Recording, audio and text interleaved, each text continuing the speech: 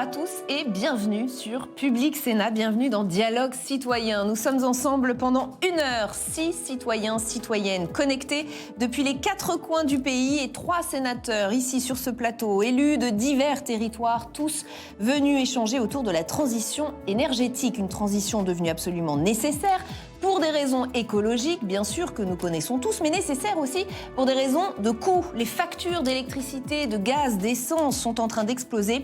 Beaucoup de Français aimeraient trouver des alternatives moins chères et moins polluantes, mais est-ce toujours possible? Est-ce vraiment accessible financièrement? Nous donnons la parole aux Français et à vous qui nous regardez, #Dialogue Citoyen sur Twitter. Je vous présente d'abord les élus de la Haute Assemblée qui ont accepté l'échange aujourd'hui. Daniel Salmon, bienvenue. Vous êtes sénateur écologiste d'Ille-et-Vilaine. André Gattolin, bienvenue à vous également. Bonjour. Vous êtes sénateur En Marche des Hauts-de-Seine. Jérôme Bascher est également avec nous. Bienvenue. Vous êtes sénateur LR de l'Oise. Voici maintenant les citoyens qui ont accepté de témoigner et d'échanger avec vous dans cette première partie consacrée à la mobilité. Lisa Combe, bienvenue. Vous avez 22 ans, vous vivez à Strasbourg. Vous, c'est une transition assez radicale que vous préconisez. Le moins de voitures possible, voire pas de voitures du tout dans les grandes villes. D'ailleurs, vous n'avez pas le permis, vous vous déplacez à vélo. L'avion, vous ne le prenez quasiment jamais. Votre inquiétude pour l'avenir de la planète est telle que vous envisagez même de ne pas avoir d'enfants. Vous nous expliquerez tout cela évidemment dans un instant. Alain Champsavoir, bienvenue. Vous avez 66 ans, Bienvenue. vous êtes retraité, vous étiez ingénieur. Vous habitez dans l'Hérault. Vous êtes passé de la grosse voiture diesel qui avait plus de 200 000 km au compteur à une voiture qui roule au bioéthanol. Vous avez divisé par 2 le prix de votre plein. Et vous nous direz si ça a été facile d'opérer cette transition. Mais la première invitée que nous allons d'abord découvrir en images, c'est Agnès Grioux. Bienvenue, vous êtes enseignante à la fac de Toulouse. La transition écologique, c'est oui, mais pas de façon punitive. Vous êtes très remontée contre les ZFE, les zones à faible émission. Vous savez, ce sont ces endroits où très bientôt, seuls les véhicules les moins polluants seront autorisés à rouler. Notre citoyenne et peut-être vous allez devoir changer de voiture. Elle nous en parle en images d'abord. Nous sommes dans ma petite résidence du Clos Vert. Vous voyez, ce sont des petites résidences modestes. Voici ma voiture concernée, donc, qui est une Toyota Yaris, qui est en diesel et qui sera du coup donc concernée par la ZFE, puisque à partir de 2024, puisque elle date donc de début 2011. Est-ce que tu peux nous dire ce qu'il en est de l'usage de ta moto? Moi, je me sers de ma moto tous les matins pour rejoindre mon cabinet professionnel dans le centre-ville de Toulouse. C'est un véhicule Yamaha de 1300 cm3, mais qui est mis en circulation depuis l'année 2002. Donc, avec l'apparition de la ZFE, je ne sais pas encore si je pourrai continuer à l'utiliser. Et si ce n'est pas le cas, je ne sais pas comment je vais pouvoir modifier mes moyens de transport pour me rendre à mon travail tous les matins. Et beaucoup de Français se posent les questions que vous vous posez, Agnès Grioux. Merci pour ces images. Je le disais, vous êtes assez en colère contre ce dispositif issu de la loi Climat et Résilience. J'en reprécise les contours tout de même pour ceux qui ne l'auraient pas en tête. Cela concerne toutes les agglomérations de plus de 150 000 habitants. Au plus tard, en 2025, seuls les véhicules porteurs de la vignette critère 1, 2 ouvertes pourront circuler.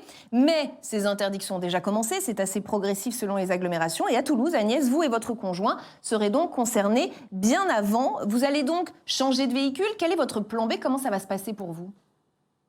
Moi, j'ai pas prévu de plan B, très honnêtement, parce que j'ai un véhicule diesel qui a seulement 126 000 km compteur. On le sait, hein, les diesels ont une durée de vie beaucoup plus importante que les autres types de moteurs à essence. Et j'ai un faible usage de mon véhicule puisque finalement, je suis une motarde et donc je circule beaucoup à moto, d'ailleurs tout au long de l'année à moto.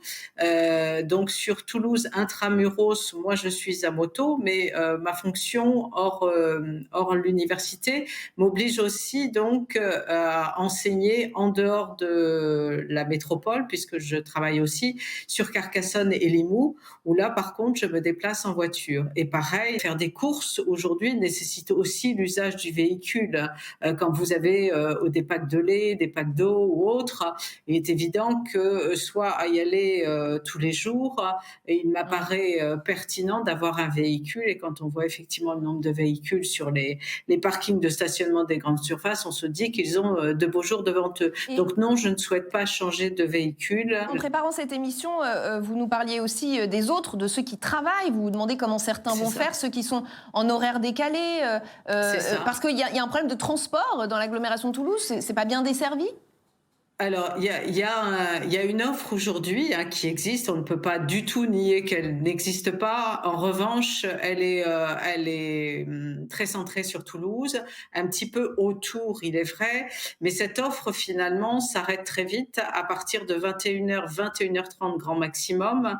Pour tous ceux et celles qui veulent sortir de la métropole ou qui veulent y rentrer, se retrouvent finalement coincés. On n'est pas contre les zones à faible émission. Bien entendu, il y a une nécessité aujourd'hui de repenser les modes de déplacement pour pouvoir effectivement lutter contre la pollution. Mais il est vrai aujourd'hui qu'on a oublié quand même et l'harmonisation et surtout la prise en compte de tout un contexte de pouvoir d'achat, de foyers modestes. Tout se fait dans la précipitation. Et aujourd'hui, on le voit, moi-même, j'ai des appels de particuliers qui me disent « mais comment je vais faire ? J'ai pas les moyens aujourd'hui de changer mon véhicule. Je suis ou infirmière ou des personnels de la restauration ou des personnes de services qui travaillent dans les services à la personne, qui sont en horaire légèrement décalé. Donc, ils vont rentrer à 22h ou, au contraire, partir le matin de bonne heure et qui se retrouvent finalement empêchés parce qu'ils n'ont pas suffisamment de moyens financiers. Agnès Griou, ce que vous dites fait beaucoup réagir. Les élus ici présents, Jérôme Bachere trépigne. Alors, il veut rebondir sur ce que vous dites. Je ne trépigne pas. C'est même pire que cela, madame. Parce que, quand bien même vous voudriez changer de véhicule aujourd'hui, il se trouve qu'il faut au moins 1 an aujourd'hui pour avoir un véhicule électrique ou hybride. Donc vous avez intérêt à aller vite pour arriver à remplir l'objectif qui vous est assigné au 1er janvier 2024. À Paris, c'est 2023. Dans 6 mois, 10 millions de véhicules ne peuvent plus atteindre la capitale. Est-ce qu'on sent bien que c'est un sujet qui va concerner énormément de Français. Est-ce que oui ou non, vous sentez, André Gattolin, une bombe à retardement, un mouvement gilet jaune puissance 10 ? Je ne sais pas, les choses ne se reproduisent jamais à l'identique, mais on a un vrai problème parce que les mesures sont prises de manière extrêmement bureaucratique et centralisée. Moi, j'ai tout à fait le cas, puisque mes parents sont décédés, j'ai hérité d'une maison à 25 km de Lyon, avec une voiture comme Madame Diesel. Je ne peux pas aller à Lyon, même à 15 km de distance. C'est totalement impossible de faire ces courses parce qu'il n'y a pas... Mais attendez, moi, il y a quelque chose que je comprends pas, c'est votre majorité qui a proposé voter ce texte. Vous dites aujourd'hui que les ZFE n'ont pas été... C'est pas seulement les ZFE. Il y a tout un tas de mesures, par exemple, c'est un autre exemple, mais sur le contrôle, le diagnostic thermique. Aujourd'hui, on a décidé qu'on ne pouvait plus louer des appartements. On l'abordera, cette question. F ou G. Mais là, on est sur les ZFE avec Madame Griou. Oui, je continue. Vous dites ? Je dis, c'est totalement impossible. Alors, si je veux aller en ville, il faut que j'aille à la gare Saint-Exupéry, où les prix de parking sont exorbitants. Et le tramway qui a été créé 30 ans ou 40 ans après la création de l'aéroport, c'est pratiquement 25 € pour aller dans le centre de Lyon. Bien sûr. Il y a quand même des aberrations. C'est-à-dire qu'il faut qu'on pense et qu'on adapte. Aujourd'hui, le parking, quand vous devez abandonner votre véhicule pour entrer en ville parce qu'il n'est pas aux normes, il n'existe pas. Alors, j'aimerais entendre Daniel Salmon aussi sur ce sujet. Très clairement, pourquoi des ZFE ? Tout simplement parce qu'il y a 40 000 morts prématurées en France à cause de la pollution. Je pense que ça, il faut l'entendre, c'est déjà une base. Moi qui fais du vélo tout le temps à Rennes et à Paris, quand je suis au derrière d'un bus diesel ou d'un véhicule thermique assez ancien, je peux vous le dire que je le sens. Moi-même, j'ai un diesel. Mais bon, un diesel, quand il ne roule pas, il ne pollue pas. J'essaye de le faire rouler le moins possible. Vous entendez Agnès Griou qui nous parle de ces gens qui sont en horaire décalé, qui font leurs courses, qui ont besoin de leur véhicule. Effectivement, mais ils ne peuvent pas être en vélo. Tout le monde ne peut pas être à vélo. On parle de brutalité, mais effectivement, aujourd'hui, on a des injonctions contradictoires. On est obligé d'aller vite alors qu'il faudrait une transition. Et une transition, ça demande du temps. Et là, on est vraiment, c'est la quadrature du cercle. Mais il va falloir y aller pourtant. Mais là, on paye 40 ans de procrastination où on n'a rien fait. On n'a pas développé les transports en commun comme il le fallait. On n'a pas mis en place des infrastructures pour... Donc il faut mettre le paquet sur les transports. Oui, il faut mettre le paquet sur les transports. Et après, effectivement, pour revenir sur ce que dit madame, quand on parle d'alternatives, il y a des gens qui ont des horaires décalés, effectivement. Il y a une partie des gens, il y a des parcours dans la vie où quand on est jeune parent, qu'on a des enfants à la crèche, qu'on doit aller faire les courses, qu'on doit aller au travail, c'est pas facile. Mais il y a plein de gens qui peuvent covoiturer, par exemple. Moi, je sais que sur les entrées de la ville de Rennes, sur 100 véhicules le matin, il y a 103 personnes transportées. 97 voitures sont avec une seule personne. Agnès Guiriou voudrait réagir aussi, parce qu'elle vous entend et elle a envie de réagir à ce que vous dites. Oui, moi je voulais réagir aussi sur une chose, c'est la problématique de l'harmonisation, parce que finalement on a donné la patate chaude, hein, excusez-moi de l'expression, aux communautés, aux agglomérations en tout cas, pour mettre en place justement cette loi climat et résilience.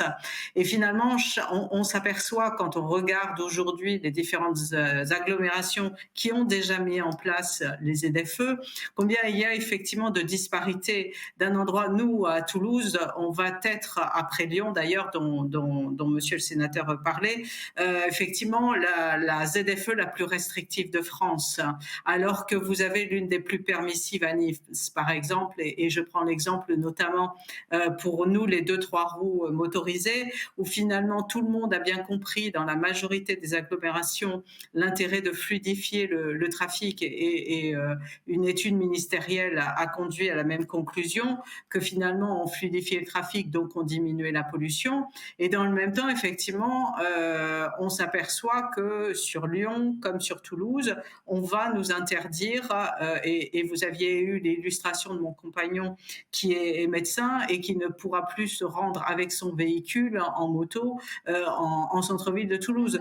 Et donc on arrive effectivement à des problématiques par manque d'harmonisation qui font qu'aujourd'hui, voulez-vous rendre à l'hôpital de Purpan, par exemple, vous ne pouvez pas quand vous avez un véhicule trop ancien. Donc là, c'est carrément un problème d'accès aux soins. Encore un mot et après on va se tourner vers Lisa Combe. Et il y a l'ensemble des politiques qui doivent être coordonnées. J'expliquais la problématique des parkings périurbains, mais typiquement, quand vous avez un plan local d'urbanisme qui est mis en place, très bien, on lutte contre l'extension du mitage. Mais j'ai jamais vu un plan local d'urbanisme avec une logique de transport. Qu'est-ce qu'on fait? On redécale alors? Les transports sont pensés à côté et en marche et de manière différente. Alors qu'ils doivent être pensés comme en premier, parce qu'on ne revient jamais sur des infrastructures de transport. L'application de ces ZFE, alors, d'après vous? Moi, je ne sais pas, au cas par cas, il faut voir les situations et surtout, il faut penser en matière d'écologie globale. Si vous pensez uniquement l'habitat, l'urbanisme, sans penser les transports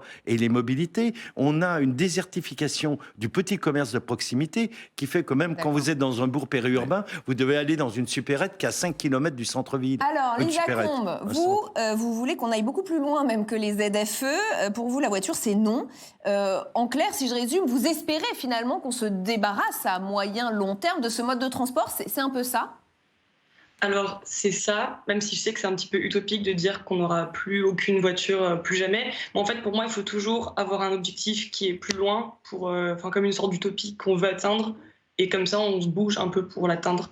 Nous, par exemple, moi, je suis en architecture, ingénierie. Dans les projets qu'on fait, quand on doit mettre des parkings, on ne met pas des parkings au sol, on ne met pas des parkings souterrains. On réfléchit toujours à une forme de bâti qui sert actuellement de parking, mais qui plus tard pourra être... qui aura un usage réversible et qui pourra devenir à terme autre chose qu'un parking. Lisa Combe, est-ce que vous pensez aux personnes à mobilité réduite, aux personnes âgées, aux parents avec des poussettes, à tous ceux qui ont quand même besoin d'un véhicule? Ouais, alors c'est pour ça qu'on sait très bien que la voiture, pour l'instant, il la faut encore. Sauf que moi, ce qui m'embête avec ces questions sur la voiture, c'est que j'ai l'impression qu'on ne parle que de la voiture, en fait, dans les problématiques de l'environnement. Alors que, en fait, enlever la voiture aux gens sans leur donner la possibilité d'avoir plus de transports en commun, plus de mobilité douce, avec plus d'horaires de train, plus d'horaires de bus, des lignes qui se créent ou qui vont plus loin, en fait, ça marche pas. On peut pas dire aux gens, n'utilise plus ta voiture, mais t'as pas d'alternative à côté. Donc en fait, moi j'aimerais qu'on n'ait plus la voiture, et dans nos projets on pense toujours actuellement il y a des voitures, mais quand on mettra les transports en commun, ou mais quand le covoiturage va se développer. C'est pareil, vous ne le prenez pas l'avion? J'ai pris pour l'instant 2 fois dans ma vie. Je l'ai pris en 2016 et en 2017, je crois, et depuis, je ne l'ai plus jamais repris. En fait, pour moi, l'avion, c'est pour mon usage, c'est niet si c'est pour un week-end, si c'est pour des petites vacances. En fait, si je peux aller quelque part en bus de nuit, en train, en covoiturage ou autre, je vais plutôt privilégier ça. Si y a quelque part où je veux aller, le seul moyen d'y aller, c'est l'avion, ben, j'y vais pas. Enfin, pas. Admettons, je veux faire un week-end et le moyen le plus rapide, c'est l'avion. Ben, je ne vais pas là-bas en week-end et j'attends d'avoir plus de temps pour y aller, pour pouvoir y aller dans d'autres transports. Et par exemple, moi, je rêverais quand même de faire l'Amérique du Sud et le Canada. Je sais que je vais plutôt prendre un jour dans ma vie, 6 mois ou 7 mois de pause si je le peux, faire une seule fois l'aller-retour et faire tout sur place sans avion. Enfin, j'essaie de réfléchir pour ne pas en dépendre et le prendre le moins possible. Je disais en vous présentant, Lisa Combe, que Bon vous courage pour le Canada et l'Amérique du Sud sans empreinte carbone. Alors, et je vais aller encore plus loin. Je disais en vous présentant que vous ne vouliez pas faire d'enfants, alors qu'a priori vous en vouliez quand vous étiez petite fille, en tout cas. Est-ce que on parle aujourd'hui d'éco-anxiété, d'angoisse autour de l'avenir de la planète? Est-ce que vous vous retrouvez dans ces termes? Est-ce que vous vous reconnaissez dans cette idée d'éco-anxiété? Alors oui, totalement, parce que je dirais oui, parce que j'en ai bien conscience et que j'essaye au quotidien d'agir et de m'améliorer toujours et d'en parler autour de moi et de voir toujours comment faire pour polluer moins, consommer moins, etc. Après, il ne faut pas avoir dans l'éco-anxiété le fait d'être en boule dans son coin et de pleurer tous les jours. Pour ça, pas du tout. Des fois, j'ai des crises d'angoisse quand j'y pense ou quand il y a un rapport du GIEC qui sort, quand on voit des nouvelles assez catastrophiques, des catastrophes naturelles à 2 pas de chez nous, par exemple. À côté de ça, j'essayais quand même de garder, comme je vous disais tout à l'heure, une forme d'utopie qui me dit moi j'aimerais qu'on atteigne cet objectif qui ne l'est peut-être pas, donc il faut tout faire pour l'atteindre le plus possible. Et à côté de ça, l'éco-anxiété chez moi se matérialise quand même sur cette question des enfants, qui est pour moi un rêve d'enfant. J'ai toujours voulu avoir 3 ou 4 enfants, en adopter 1 ou 2, en faire biologiquement 1 ou 2. Et pour l'instant, faire des enfants biologiques, c'est plus dans mes projets parce que je me dis on ne sait pas trop où on va, en fait, on ne sait pas quand le point de rupture va être atteint et ça peut être bientôt. Vous avez une question pour les sénateurs ici présents, je crois. Hein.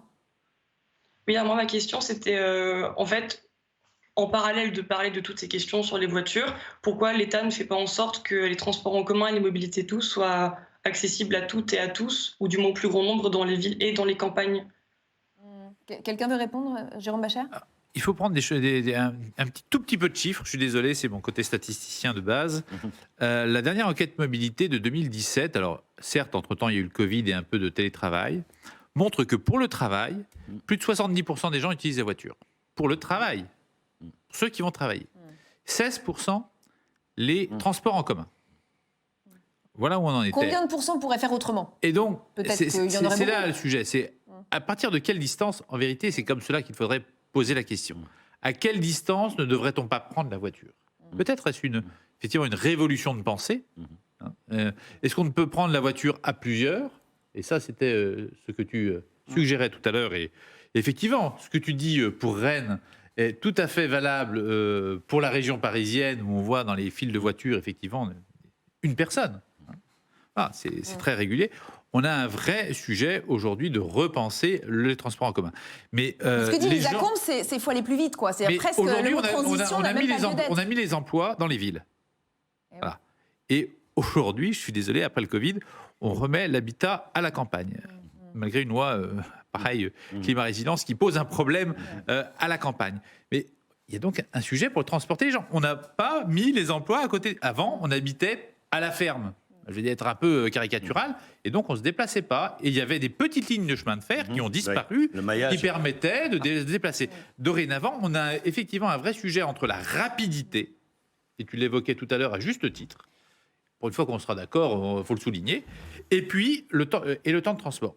Et c'est vrai qu'avec le télétravail, on a moins besoin aujourd'hui, par exemple avec les méthodes de visioconférence, d'aller à l'étranger et de prendre l'avion.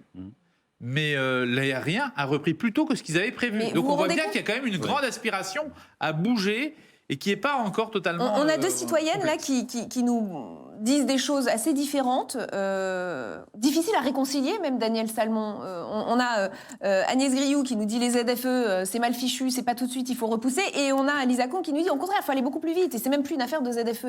Comment les réconcilie ces 2 France? Eh bien, je pense en ayant des politiques cohérentes.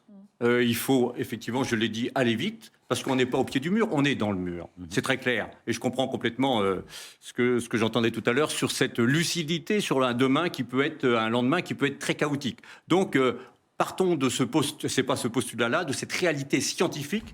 On est dans le mur et il faut aller vite. Mais il faut aider les gens, effectivement. Les gens modestes, quand on leur dit, ta vieille voiture diesel, tu la mets à la casse, et tu achètes une voiture à 15 ou 20 000, une voiture électrique à 15 ou 20 000 euros, c'est pas facile. Alors, il y a le rétrofit, il faut vraiment développer aussi, parce que une voiture, quand on met une voiture à la casse, c'est un énorme gâchis énergétique. Une voiture, il faut énormément d'énergie pour la construire. Donc, si on peut la faire durer en lui mettant un moteur électrique dedans, ça s'appelle le rétrofit, eh bien, je trouve que c'est quelque chose de très pertinent. C'est ce qu'il a de meilleur au niveau bilan carbone. Ensuite, eh bien, effectivement, il faut des alternatives.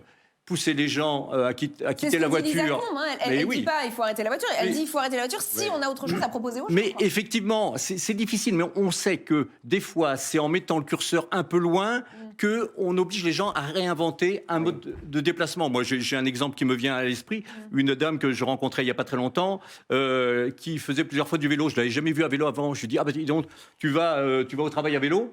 Elle me dit oui. On m'a supprimé la place de parking. Depuis, j'ai découvert le vélo. Et je ne peux plus m'en passer. Donc, si on ne lui avait pas supprimé sa place de parking, elle ne l'aurait pas trouvée. Il faut inventer. Moi, je suis toujours méfiant sur les temporalités, parce qu'il y a des mesures qu'on pose, et parfois même qu'on impose aux citoyens et aux consommateurs, qui sont immédiates, ou telle aide fiscale, ou au contraire, sanction fiscale.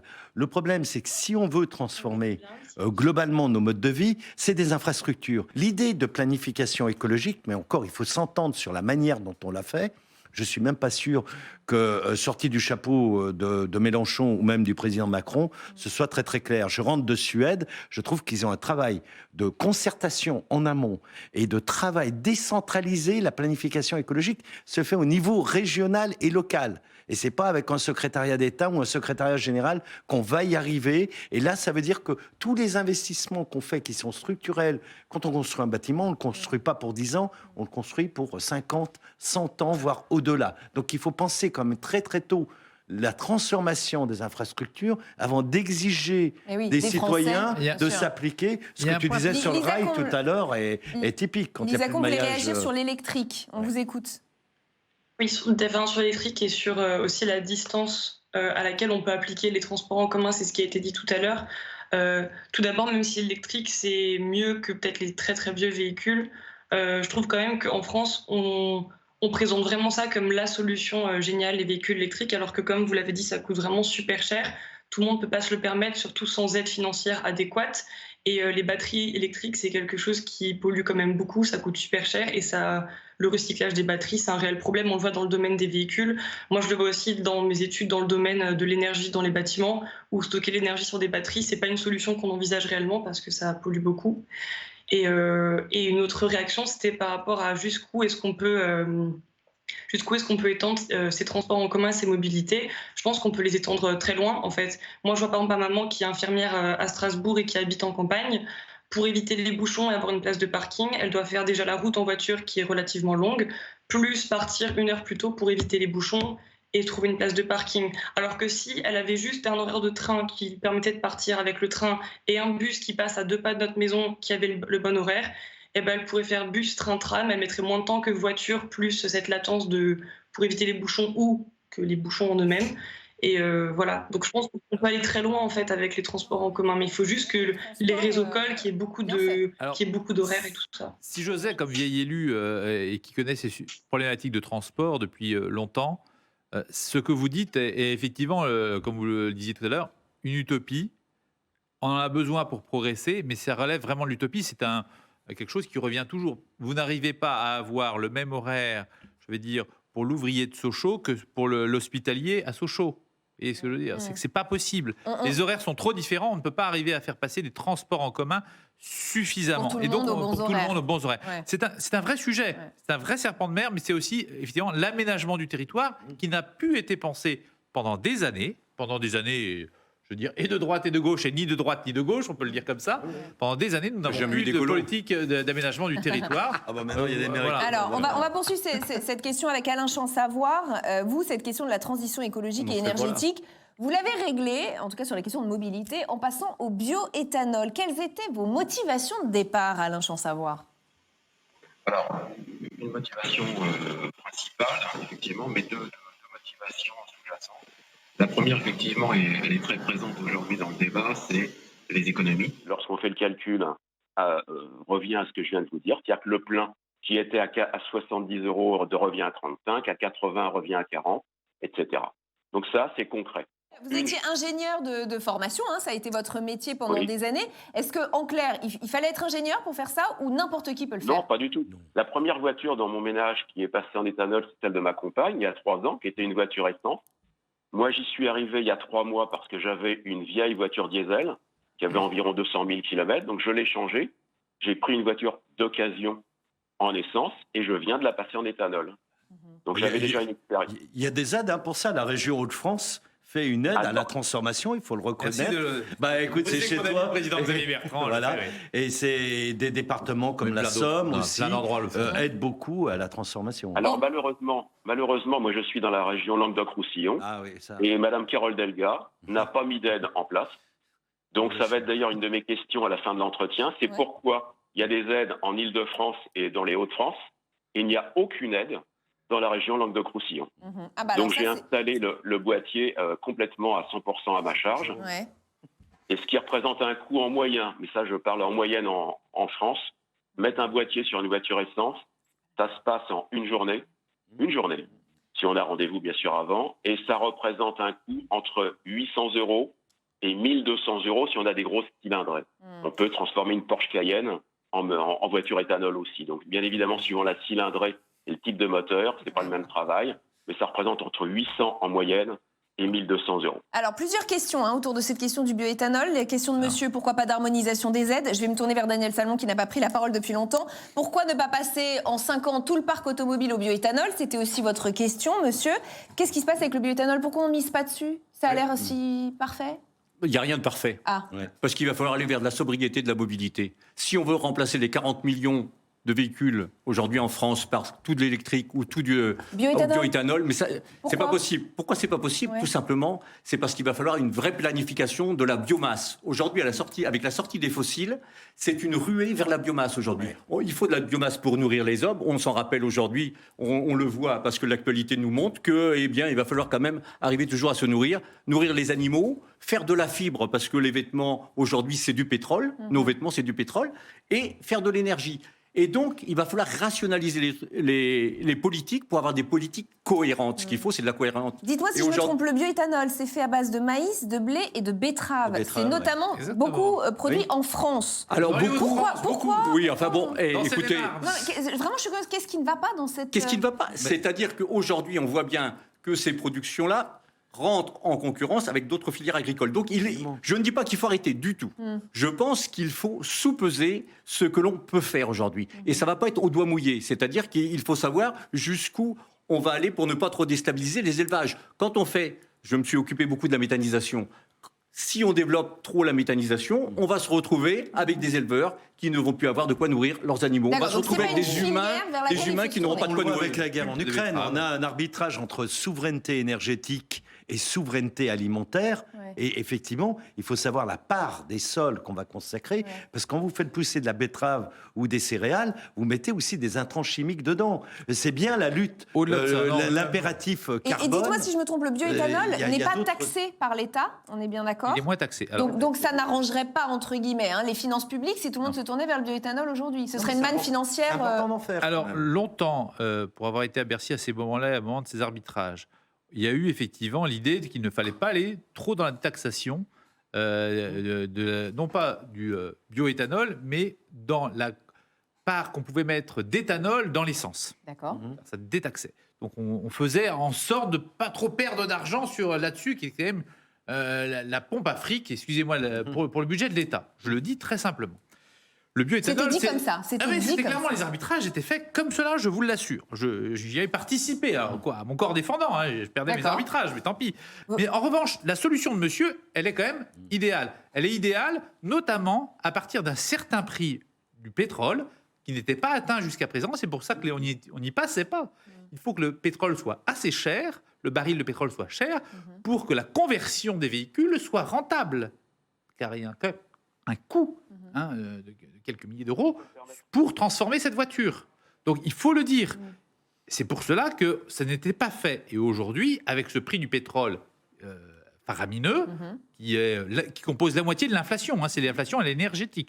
Pour la moitié, quand vous faites la transformation de monsieur, vous subissez moins l'inflation que le reste des Français. André Gattolin, le bioéthanol, c'est la panacée ou ça n'est pas la panacée? C'est ça l'avantage, c'est que ça a une production carbone qui est neutre. C'est-à-dire que, bien sûr, le carburant qui est utilisé produit du gaz, mais en même temps, comme il est d'origine végétale, quand le végétal pousse, il capte du carbone. Donc, de ce point de vue-là, c'est intéressant. Mais c'est toute une question, on est d'accord tous les trois, d'équilibre entre les objectifs. Nous ne sommes pas dans une société qui est fondée uniquement sur la question de l'énergie, même si c'est particulièrement. Donc, ce que demande M. Diab, aujourd'hui, passer tout le parc automobile au bioéthanol, c'est pas souhaitable. C'est impossible. On ne peut pas le faire. On peut simplement Sauf à pas le mourir faire. de faim, oui. Ouais. Vous l'entendez ça, Alain Champ-Savoir? C'est impossible ce que vous demandez. Non, si je peux me permettre, je ne suis pas d'accord. Je ne Dites-nous. suis pas d'accord parce que ces messieurs, je pense, font référence principalement au bioéthanol de première génération. Il y a du bioéthanol de deuxième génération qui est en train d'arriver. Et ce bioéthanol de deuxième génération n'est plus produit uniquement à partir d'éléments agricoles, mais à partir de déchets, notamment de déchets du bois ou de déchets de toute nature agricole. Donc on n'est plus sur de la production qu'on prendrait à l'humain, on va dire, mais sur des éléments de recyclage de déchets. Donc effectivement, il convient d'avoir une attitude un petit peu exhaustive sur le sujet. Je vais revenir sur les biocarburants de seconde génération tout à l'heure. Mais lorsque l'on fait le bilan ACV des biocarburants, eh bien, il faut tout prendre en compte. C'est-à-dire qu'aujourd'hui, vous savez, si on intensifie l'agriculture et qu'on amène beaucoup d'engrais, l'engrais, aujourd'hui, il est fait à partir de gaz, et en particulier du gaz russe. Donc, il faut prendre tout ça en compte. Il faut savoir que lorsque l'on fait davantage de culture, plus de rotation et qu'on supprime des prairies, on déstocke de carbone, on empêche d'avoir des puits de carbone. Donc tout ça est à comptabiliser. On ne peut pas faire ça comme ça. C'est intéressant. On est obligé de rentrer dans le détail de la technique finalement pour comprendre le problème. Complètement. Pas... Et sinon, vous parliez effectivement des biocarburants de seconde génération qui peuvent se faire à partir de cellulose. Effectivement, la lignine qu'on va trouver dans les arbres, dans tous les déchets. C'est une partie de la solution. Je ne dis pas du tout le contraire. Simplement, aujourd'hui, là aussi, à la forêt, qu'est-ce qu'on lui demande à la forêt? On lui demande de stocker du carbone, on lui demande de faire du bois d'œuvre, on lui demande de faire des pellets, on lui demande de faire des paillis. Donc là aussi, il va falloir vraiment quantifier. On a 550 000 km² en France, 29 millions de terres agricoles, des forêts. Il faut savoir exactement où on va. Mais ça peut pas être chacun dans son coin qui décide « Ah ben nous, on va aller à fond sur la méta, nous, on va aller à fond sur le bioéthanol ». Ça ne va pas marcher. Il faut vraiment planifier, c'est le maître mot. Je suis content que le gouvernement l'ait repris à son compte parce que moi, ça fait très longtemps que je l'emploie. Et je vais remercier nos 3 citoyens qui ont participé à la première partie, vous l'avez compris, qui était donc consacrée à la mobilité. Merci à vous d'avoir échangé avec les élus présents en plateau. Merci à vous. Merci à vous. L'échange va continuer entre élus et citoyens. Vous êtes 6 aujourd'hui, 6 citoyens, citoyennes venus nous parler de vos expériences autour de cette question de la transition énergétique, transition cruciale pour notre environnement, mais aussi, et il faut en tenir compte, pour notre portefeuille. Sont donc toujours avec nous Daniel Salmon, André Gattolin et Jérôme Bacher. Et je vous présente les citoyens, citoyennes de notre deuxième partie. On sort un peu des enjeux de transition écologique concernant la mobilité. On va se concentrer sur les énergies domestiques, dont les factures explosent, elles aussi. Yannick Chopin, bonjour. Vous avez 50 ans, vous habitez en Mayenne. Vous êtes chef d'entreprise à la tête d'une scierie qui compte une 30aine de salariés. Fin 2021, vous demandez un devis à votre fournisseur d'électricité pour l'année 2022. Et là, c'est le choc. Il vous annonce que votre facture va être multipliée par 6. Oui, vous avez bien entendu, par 6. Payer autant, c'était déposer le bilan. Vous avez cherché d'autres options, vous en avez trouvé une, vous nous direz laquelle. Aurélie Cadeau est également avec nous, bienvenue. Vous avez 38 ans, vous vivez dans l'Oise, à la Croix-Saint-Ouen. C'est très bien. Vous êtes mère au foyer avec 5 enfants. Favoritisme. La maison que vous avez achetée avec votre conjoint il y a une dizaine d'années est progressivement devenue ce qu'on appelle une passoire thermique. Humidité, moisissure, fenêtres qui laissaient passer l'eau de pluie. Il fallait absolument rénover votre logement, sauf qu'il fallait sortir plus de 80 000 € et vous ne pouviez pas. Vous avez fini par trouver une solution et là aussi vous nous direz laquelle. On va commencer avec vous, Roger Zins. Bienvenue, je ne sais pas si je prononce bien. Vous avez 73 ans, vous vivez dans un village près de Mulhouse. Vous êtes un membre actif de l'association des particuliers producteurs d'électricité photovoltaïque. On va regarder avec vous quelques images que vous avez eu la gentillesse de nous envoyer. Vous présentez une installation dont vous n'êtes pas peu fier. Bonjour, je m'appelle Roger Zins, j'ai 73 ans. J'habite à Michelbach-le-Bas, un village de 800 habitants dans le sud du Haut-Rhin. 2009, c'est l'année où j'ai décidé de me lancer dans le photovoltaïque. Je produis environ 3200 kWh par an que je vends à EDF aux obligations d'achat. C'est un contrat de vente totale pour une durée de 20 ans. En 2015, j'ai installé 4 panneaux en autoconsommation. Cette production consommée, ce sont 1000 kWh que je n'achète pas à mon fournisseur d'énergie et qui couvre environ 16% de mes besoins. À 17 centimes le kilowattheure, c'est quand même 170 € de réduction annuelle sur ma facture aujourd'hui, 21 mai 2022. 170 € aujourd'hui, mais demain, 2025, en 2028, ça sera combien ? Alors, Roger Zins, on va rentrer dans le détail pour qu'on comprenne bien. Aujourd'hui, vous consommez ce que vous produisez en électricité grâce aux panneaux photovoltaïques. C'est bien ça ? Oui. Aujourd'hui, je consomme environ 16% de ma production en autoconsommation. On parle naturellement des panneaux que vous avez vus sur les abris de jardin. Sur les abris de jardin où je ne pouvais mettre que 4 panneaux pour mes besoins. Je ne pouvais pas en mettre plus pour la bonne raison que je ne stocke pas le surplus. Donc, il ne faut pas, et nous n'avons pas l'autorisation d'injecter sur le réseau. Je produis 1000 kWh par an et je consomme 95% de ces 1000 kWh par an. Ma consommation annuelle d'électricité pour mes besoins domestiques est à peu près de 5000 kWh. Avec ces 1000 kWh, il me faut 6000 kWh dans l'année.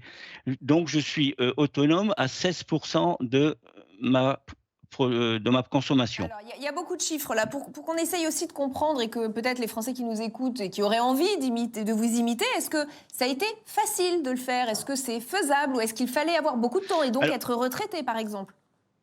Oui, c'est très facile parce que c'est quand même une production d'énergie qui m'a séduit par le fait qu'on pose des panneaux, un onduleur, on relie ça sur le réseau de l'habitation et on n'a pas de fournisseur de matières premières qui vient avec un camion vous délivrer une matière première qui va coûter quelque chose. C'est le soleil qui fait office de matière première et qui est là qui est tout le temps présent. Oui, mais vous disiez en préparant cette émission, par exemple, que du coup, vous faisiez vos machines à laver, vos lave-vaisselle en journée, au moment où vous produisez cette électricité. Mais vous êtes d'accord que ce n'est pas le cas de tout le monde. Tout le monde n'est pas chez soi en journée pour faire les machines, vous voyez bien. Naturellement, pour faire de l'autoconsommation, il faut bien dimensionner son installation. Il faut d'abord étudier ses besoins.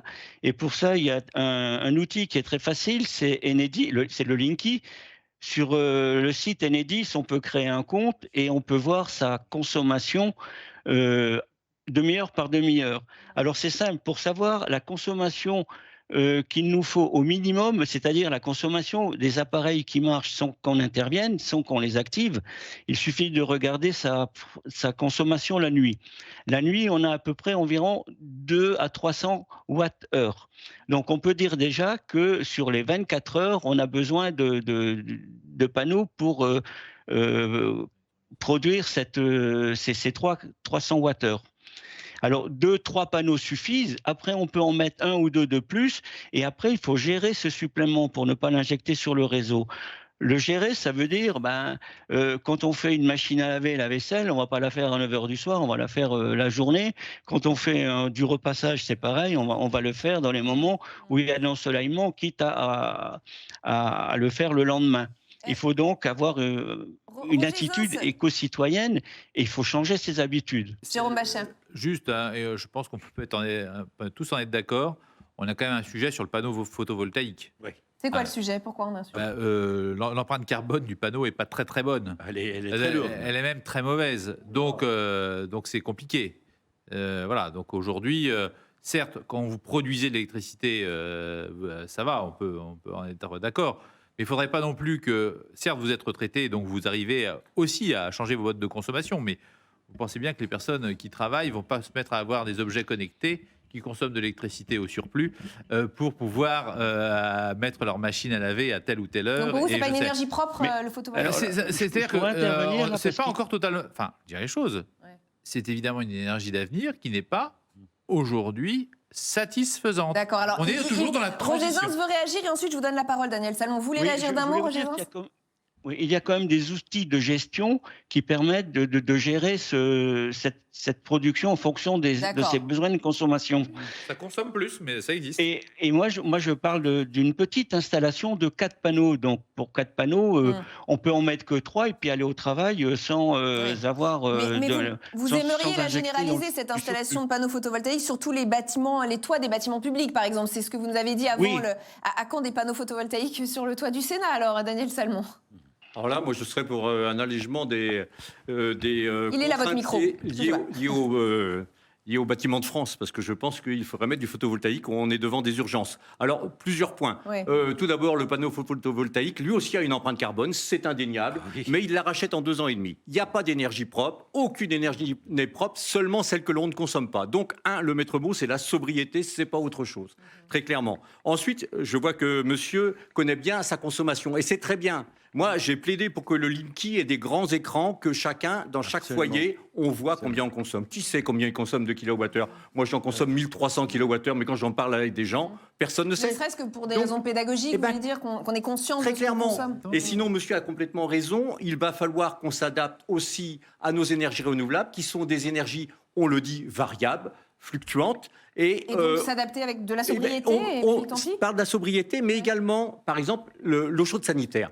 Vous le savez, aujourd'hui, lorsque vous avez une maison qui est bien isolée, on ne consomme plus grand-chose en chauffage. Par contre, l'eau chaude sanitaire, on continue d'en consommer. Absolument. Ça peut peser plus de 50% de notre facture énergétique de la maison. Donc, le solaire hydraulique est important si on n'est pas obligé de passer par l'électricité. Exactement. Le solaire thermique est très, très intéressant. Et pour ceux qui ne peuvent pas faire du solaire thermique, on peut imaginer aussi des chauffe-eau qui se déclenchent à midi et qui utilisent le surplus de solaire qu'on a pour se chauffer. Là, c'est un meilleur stockage que les batteries. Ça, c'est essentiel, c'est très écologique. Parce qu'on a fait des chauffe-eau qui déclenchaient la nuit. Pourquoi? Parce que le nucléaire produisait la nuit quand on ne consomme pas.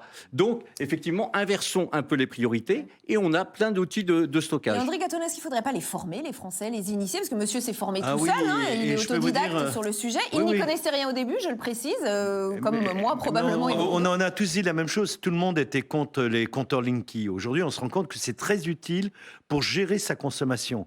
Mais alors, allez parler à Madame EDF et à Monsieur Enedis. Bonjour l'information. Les horaires creux et les horaires pleins varient. Rien que dans mon quartier, il y a 4 horaires différents. Alors parfois, séparés, en partie dans la journée, en partie pendant la nuit. On ne sait jamais quand est-ce qu'on peut faire. Là, je parle en termes d'économie pour les citoyens. On ne sait jamais quand est-ce qu'on peut faire tourner la machine. C'est-à-dire qu'il y a un problème d'information. Là encore, on est géré par des entreprises qui n'ont pas la volonté ni l'intérêt de faire de l'économie d'énergie. Elles font du marketing. Et je dis, EDF, Enedis, elles devraient avoir une vraie fonction de service public et pas de raconter n'importe quoi. Je suis allé tout à l'heure sur le site d'EDF et Enedis pour essayer de vérifier les heures creuses de consommation et les heures pleines.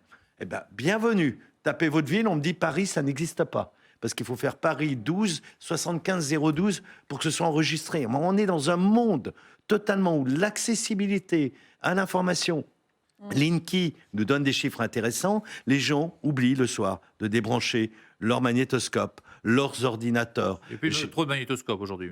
Non, pas magnétoscope. Mais les ordinateurs. Moi, je fais ça depuis un an.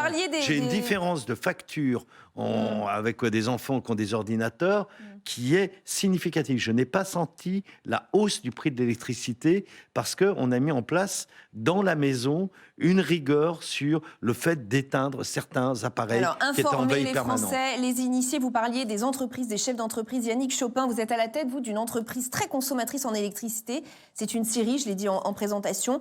Vous renégociez les tarifs tous les 3 ans. Et quelle ne fut pas votre surprise lorsque vous avez compris fin 2021 que votre facture allait être multipliée par 6. Je crois que vous avez passé plusieurs nuits blanches. Et il a été même question de déposer le bilan, c'est ça ? Oui, bonjour. Déposer le bilan, je ne sais pas. Enfin,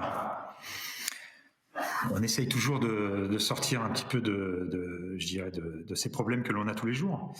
C'est un peu le rôle de chef d'entreprise. Je sais très bien que comme on appelle ça, le photovoltaïque est impossible pour une entreprise, puisqu'il y a toujours le risque très important par rapport au photovoltaïque au-dessus des toits.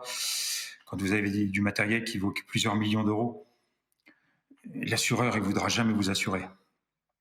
Et l'éolien, n'en parlons pas. Hein. Aujourd'hui, il y a une vraie polémique sur les distances en même temps. 500 mètres, 1,5 km, quelle est la norme européenne ou française? On ne sait plus. Et donc, la seule alternative qu'on a trouvée en urgence, c'était bien entendu un groupe électrogène qui marche au fioul. Voilà. Et qui divisait la facture par 2. Le témoignage est intéressant, Yannick Chopin, parce que ça veut dire que parfois, les Français, les citoyens ont envie, mais ils sont face à un problème de réalité qui ne fonctionne pas.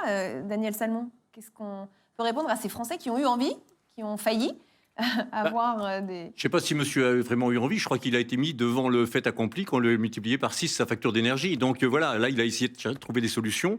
Et c'était, semble-t-il, très, très délicat. C'est vrai qu'arriver à faire fonctionner un groupe électrogène pour se faire sa propre électricité avec un rendement de 35%, c'est une catastrophe écologique.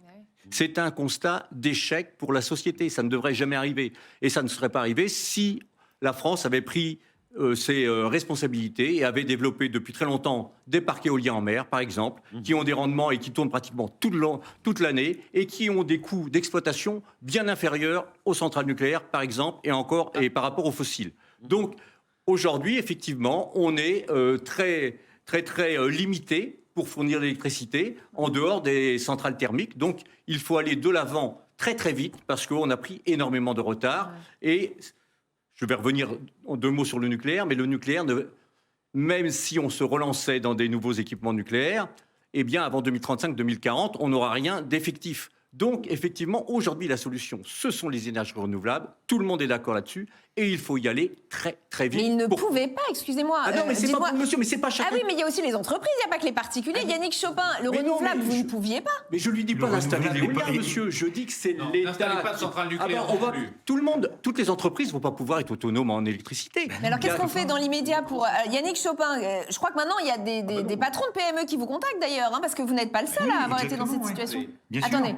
Bien sûr, je reçois régulièrement, puisqu'il y a eu l'aspect médiatique, je reçois des entreprises, enfin des coups de fil d'entreprises qui me disent, qui s'inquiètent réellement sur l'avenir, sur le coût, notre coût, le coût du kilowattheure. Puisque en fin de compte, qu'est-ce qui fait une rentabilité dans l'entreprise? Et puis, il faut penser aussi français et en même temps européen et mondial au niveau du coût. Aujourd'hui, si on passe toute à cette énergie renouvelable, on sait très bien qu'elle sera beaucoup, beaucoup plus chère que ce que nous avions avant. Donc, ça va enlever de la compétitivité. Et qu'est-ce qui va faire cette compétitivité? On sera moins performant et donc avec des baisses de chiffre d'affaires, puisque c'est d'autres entreprises étrangères qui pourraient potentiellement, si on se projette sur le long terme. Donc là, aujourd'hui, moi, c'est ma question, c'est quelle énergie pour demain? Faut-il s'adapter aujourd'hui à avoir des groupes électrogènes, se dire on va acheter des groupes électrogènes, parce qu'on sait qu'aujourd'hui, il n'y a pas forcément que au gaz, qu'au fioul. Il peut y avoir des énergies alternatives peut-être à très court terme, par exemple l'hydrogène. Si on met quelques millions, sur l'hydrogène qui est en route, quoi. Maintenant, voilà. Qu'est-ce qu'on a comme énergie demain? C'est plutôt ça. Quelle énergie demain pour les entreprises, les chefs d'entreprise? On n'est plus dans le cas des particuliers là. Non, mais le sujet, il est simple. Pourquoi votre prix d'électricité a été multiplié par 6? C'est quand même ça la vraie question. Vous êtes une entreprise de scierie électro-intensive, comme on dit en France, qui a des vrais avantages comparatifs de la France. Les électro-intensifs, on le sait très bien, parce qu'on a des centrales nucléaires qui produisent de l'électricité pas chère. Aujourd'hui, contraints par l'Union européenne, contraints par des règlements de l'Union européenne, nous payons l'électricité au tarif européen alors que nous sommes les moins pollueurs en production d'électricité grâce aux centrales nucléaires et nous sommes obligés. Électro-intensifs. Et nous sommes obligés. Nous sommes obligés d'être. Est-ce que vous avez, vous, monsieur, vous savez que des entreprises ont été au chômage technique à un moment où il y a eu le pic d'électricité. Les entreprises françaises ont été au chômage technique. Et il y a les collectivités locales, excusez-nous d'être au Sénat, qui sont dans les syndicats d'électricité, qui ont négocié comme vous des prix et des tarifs à un moment, qui vont être dans le même cas. Et on voit bien qu'on ne va pas mettre les écoles de France, par exemple, avec des groupes électrogènes. Et les multiplications des tarifs sont ceux de monsieur, c'est par 6. Voilà où nous en sommes aujourd'hui. Je vous le dis très clairement. André Gattolin ? Non, sur les électro-intensifs, la France a longtemps eu des tarifs pour les entreprises bien meilleurs et les Allemands s'en plaignaient. Donc très avantageux et on a toujours vendu aux entreprises en dessous du marché. Et c'est pas qu'une question de réglementation européenne parce que on s'en sort très bien. Aujourd'hui, si. Il y a une partie, on est d'accord. Non, je crois qu'on a, de toute façon, il y a une chaîne et on en revient à la planification écologique, c'est-à-dire qu'est-ce qu'on produit, comment évolue un secteur et quel impact ont les choses. Parce que depuis le début, on parle beaucoup. C'est un peu en dehors du sujet d'empreinte carbone, mais il y a d'autres conséquences importantes, environnementales, écologiques, qui sont dans la production d'énergie. La chef d'entreprise est multipliée par 6. Est-ce que l'État ne doit pas intervenir ? Mais je ne comprends pas moi, pourquoi la facture augmente par 6. Mais... Le coût du gaz. Les prix ont été négociés au moment où le gaz était le plus bas, historiquement. Et aujourd'hui, il est au plus haut historique, donc il a été à un moment divisé par 2, le prix du gaz. C'est le moment des négociations des contrats et tout le monde a signé à ce moment-là. Et aujourd'hui, il a été multiplié par 3. Vous divisez par 2, multiplié par 3, ça fait multiplier par 6. Pour être bien clair, autant moi je suis pour que les particuliers soient des acteurs dans la production d'électricité. Mais je pense qu'il faut un vrai service public de l'énergie. Des entreprises comme les vôtres, c'est pas à chaque entreprise de se dire comment je vais faire pour produire mon énergie. Ça, c'est pas possible. Que vous en produisiez un petit peu, ça me semble, pourquoi pas, avec des panneaux photovoltaïques quand c'est possible, mais chez vous, c'est pas possible. Mais effectivement, il faut une production qui soit nationalisée, qui soit même européanisée, on va dire, puisque tout est interconnecté. Mais il faut des vraies productions. RTE a sorti des scénarios, il y en a 6, il y en a un qui est 100% renouvelable, il est faisable, et bien moi je dis banco, allons-y sur ce 100% renouvelable. Et comme ça vous aurez de l'électricité et elle sera beaucoup moins chère parce que l'énergie renouvelable aujourd'hui est beaucoup moins chère que toutes les autres énergies. Et ça, personne ne peut dire le contraire. Dernier témoignage avec vous, Aurélie Cadeau, bienvenue. Vous habitiez ce qu'on appelle une passoire thermique. Il vous était impossible financièrement de rénover votre logement. Finalement, les choses se sont bien terminées. Est-ce que vous pouvez nous raconter comment vous avez fait ? Bonjour. Alors oui, on a acheté notre maison il y a 10 ans. C'était la maison des grands-parents de mon conjoint. On s'est dit pourquoi pas acheter, vu qu'on payait quand même un loyer en location, on s'est dit autant acheter. Et de ce fait-là, financièrement, au fur et à mesure des années, la maison commençait à avoir de l'humidité, de la moisissure, condensation sur les fenêtres. On a été obligé de beaucoup jeter d'affaires parce que les armoires des enfants ont pris de la moisissure. De ce fait-là, j'ai trouvé une bénévole du Secours catholique qui m'a expliqué qu'il y avait des aides de l'État. De ce fait-là, m'a mis en contact et de ce fait-là, nous avons eu le droit à des subventions, à 80 000 € de subventions pour rénover notre maison. Attendez, pour être bien précis, combien coûtaient les travaux et à quelle hauteur avez-vous été subventionné ? Alors, le coût des travaux est de 82 000 € et nous avons une subvention de 74 000 € de l'aide des États. Vous avez dû être surprise, non, quand vous avez compris l'ampleur des subventions et de l'aide qui pouvait vous être apportée ? Oui, avec mon conjoint, on n'y croyait pas. On s'est dit c'est une blague au début et maintenant que les travaux ont commencé depuis le 18 avril, on est content et on est fiers parce que nos enfants vont être en bonne santé parce que dû à la moisissure et tout, toussaient, étaient beaucoup malades et on avait peur pour la santé de nos enfants. Du coup, là, votre maison est en travaux. Vous êtes censé emménager à nouveau mi-août dans cette maison qui sera donc parfaitement aux normes, c'est ça ? Oui, parfaitement aux normes. Elle va être réisolée. De ce fait-là, ils vont nous changer toutes les menuiseries. Et ils vont nous remettre une nouvelle chaudière parce que la nôtre avait plus de 37 ans. Avec des radiateurs. Et la maison va être vraiment plus saine pour nos enfants. Alors, votre cas est vraiment intéressant, Aurélie Cadot. Je pense que ça fait réagir aussi les sénateurs ici présents. André Gattolin, donc la solution, c'est d'aider financièrement les Français à rénover leur logement. Mais Oui, on voit combien ça coûte. et connaître les aides, hein, parce que madame, elle est quand même dans un système croisé de 4-5 aides. C'est pas toujours publicisé. On va dire du bien de la région Hauts-de-France. C'est de l'agglomération de Compiègne, avec un ancien sénateur. Voilà, Philippe non, mais Marini. il faut le dire, même si je suis pas du même bord politique, il faut reconnaître que c'est un beau travail sujet. qui est fait. Non, mais La je clé, le dis. ça a été l'accès à l'information. Oui, mais il y finalement. a quelque chose aussi que je trouve complètement délirant, c'est le diagnostic performance énergétique. Il devrait être gratuit.